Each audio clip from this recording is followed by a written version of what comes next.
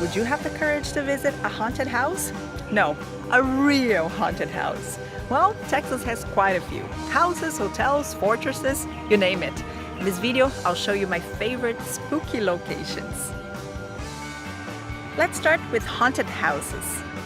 Here in Austin, there's the Little Field House. It's a historic construction on the campus of the University of Texas, built in 1893 and haunted by a former resident who rarely left the house. So many people believe she's still there and even plays the piano sometimes.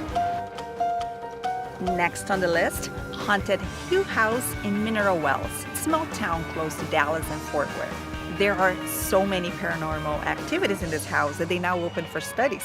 You can book a tour, and if that's not enough, they also offer overnight stays. On their Facebook page, sometimes you can see live videos or read about the ghostly encounters.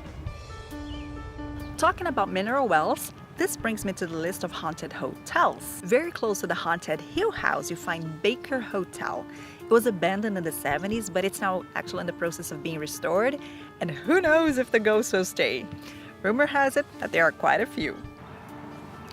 But my favorite city for haunted hotels in Texas is San Antonio. There are so many stories that there are even ghost tours in San Antonio. Some of the hotels supposedly haunted are some of the most traditional, but also some of the most sophisticated. The Emily Morgan, for example. It's a classic from 1924 and currently number 3 in the list of the most haunted hotels in the world by USA Today. The building was once a medical facility with a morgue and a psychiatric ward. Stay on the 12th or the 14th floor on your own risk. Another one, the Menger, the oldest continuously operating hotel in America west of the Mississippi. It's from 1859. Former President Teddy Roosevelt is said to occasionally serve himself a drink at the bar. One of my favorites, the St. Anthony, and I stayed in this hotel a few months ago. They even have a bar called Haunt with a few drinks named after their ghosts. Sorry to disappoint, but I didn't see anything strange. The Gunter is also on the list. There are so many other hotels, but the top one has to be the Driscoll Hotel in Austin. It's a favorite here in Austin. So beautiful, outside and inside. I visited during the Christmas season. But also to this date, people report unexpected noises, the feeling of being touched, and so on. Also, the former owner, Colonel Driscoll himself, supposedly likes to check out his place once in a while. And you know what? A lot of people choose these hotels, especially for Halloween night. Is that something you do? Let me know in the comments. Let's go now to historical locations, and that's easy, because the most haunted places are also some of the most famous historical attractions in Texas. Number 1 in every list, the Alamo.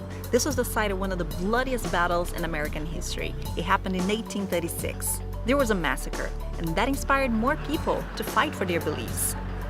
Well, for centuries, visitors have reported smelling gunpowder, hearing cries and shouts at night.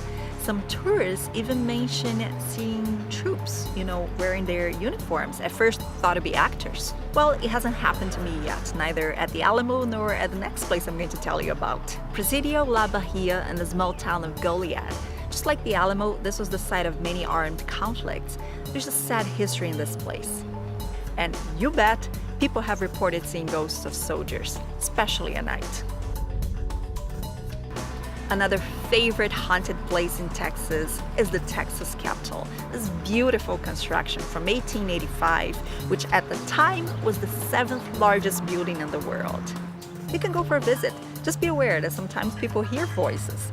There's also the story of a ghost who was a criminal, and he haunts the halls, sometimes taking a few things here and there. Visitors have also reported seeing ghosts in a hurry, carrying papers, including a former staff member who was shot to death in the Texas Capitol in 1903. When it comes to haunted places in Texas, the list goes on and on. I can tell you about Bragg Road in Saratoga, the Marfa Lights, but that could be UFOs as well. Who knows? There's also Devil's Backbone in the Hill Country. This is, by the way, a scenic drive. But people report seeing Confederate soldiers and ghosts who jump on the hoods of cars, especially at midnight. Have you been to any of these places, or do you know of any other? Have you seen anything? What about where you live? Any haunted house, hotel, or anything else over there? Let me know. And don't forget to subscribe.